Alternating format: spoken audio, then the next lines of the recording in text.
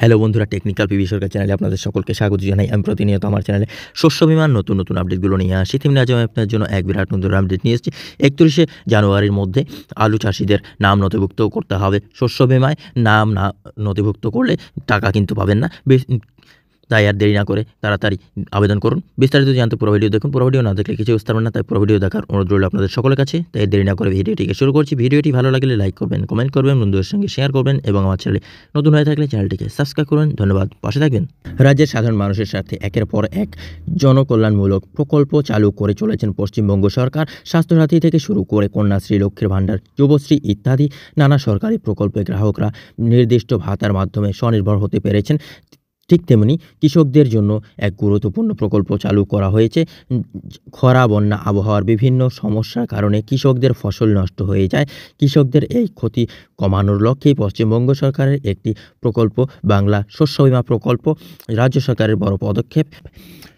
আসলে বাংলা শস্য বীমা প্রকল্পে চালু করা হয়েছিল সেই সকল কৃষকদের জন্য যাদের প্রাকৃতিক বিপর্যয়ের কারণে চাষাবাদে ব্যাপক ক্ষতি হয়েছে। পাশাপাশি কোনো কারণে যদি কৃষক চাষাবাদ না করতে পারেন সেক্ষেত্রেও দেওয়া হয়ে থাকে এই ক্ষতিপূরণ। আসলে রাজ্য সরকার কৃষকদের হয়ে এই বিমার প্রিমিয়াম দিয়ে থাকে। সেক্ষেত্রে স্যাটেলাইটের মাধ্যমে ফসলের ক্ষতির বিষয়টি যাচাই করে দেখা হয়। উপযুক্ত তথ্য হাতে নেওয়ার পর যাবতীয় পদক্ষেপ করা হয় এবং ক্ষতিগ্রস্ত চাষিদের ব্যাংক অ্যাকাউন্টে সরাসরি এই টাকা পাঠানো হয়। গত বছরও এই ফসলের ক্ষয়ক্ষতির বিষয়টি খতিয়ে দেখা হয়েছিল। এরপরেই পরবর্তী পদক্ষেপ নেওয়া হয়েছিল। নথিভুক্ত হয়েছে 21 লাখ কৃষকের নাম। জানা গিয়েছে গত বছর অর্থাৎ 2024 সালের বাজেটে ধানের পাশাপাশি আলুর ক্ষেত্রেও বাংলা শস্য বীমা প্রকল্প চালু করা হয়েছিল।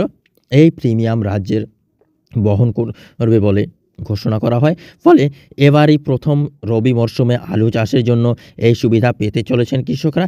এদিকে অন্যান্য বছরে যতজন আলু চাষি নাম নথিভুক্ত করান সেই সংখ্যক এই বছর ইতিমধ্যে পার করবে গিয়েছে বলেই সূত্রের খবর। এখনও পর্যন্ত রবি মরশুমে জন্য বাংলা শস্য বীমায় নাম নথিভুক্ত করেছেন 21 লক্ষ কৃষক।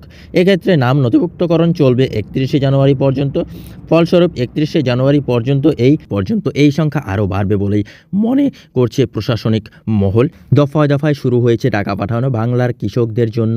রাজ্য সরকার ইতিমধ্যেই শস্য বীমা খাতে 350 কোটি টাকা প্রিমিয়াম দিয়েছে। খারিফ মরশুমে ক্ষতিগ্রস্ত কৃষকদের ব্যাংক অ্যাকাউন্টে গত 8 জানুয়ারি থেকে ওই টাকা পাঠানো শুরু হয়েছে। চাষিরা প্রত্যেক বছর এই ক্ষতিপূরণ পান জানুয়ারি মাসের শেষ বা ফেব্রুয়ারি মাসের গোড়ায়। এর ফলে এবার রেকর্ড সময়ের মধ্যে ক্ষতিপূরণ পেয়েছেন রাজ্যের কৃষকরা। এই প্রসঙ্গে সম্প্রতি নবান্নে এক বৈঠক হয়। প্রত্যেক জেলার কৃষক এবং সংশ্লিষ্ট আধিকারিকদের নিয়ে বৈঠক করেন দপ্তরের মন্ত্রী শোভনদেব চট্টোপাধ্যায়। গত শুক্রবার নবান্নে কৃষি বৈঠকে উপস্থিত ছিলেন কৃষি সচিব ওঙ্কার সিং মিনাও। ওই বৈঠকের কৃষকদের স্বার্থে মুখ্যমন্ত্রীর নেওয়া প্রকল্পের সমস্ত সুবিধা একেবারে নিম্ন স্তর পর্যন্ত পৌঁছে দেওয়ার নির্দেশ দেওয়া হয়েছে। এমনকি কৃষিক্ষেত্রে প্রত্যেকটি বিষয় নিয়ে পর্যালোচনাও করেন দপ্তরের মন্ত্রী শোভনদেব চট্টোপাধ্যায় ও পদস্থ কর্তারা। তারা মতে দেশের মধ্যে একমাত্র পশ্চিমবঙ্গ সরকারই কৃষকদের জন্য বিমার প্রিমিয়াম দিচ্ছে। বন্ধুরা, এই ছিল আজকের আপডেট।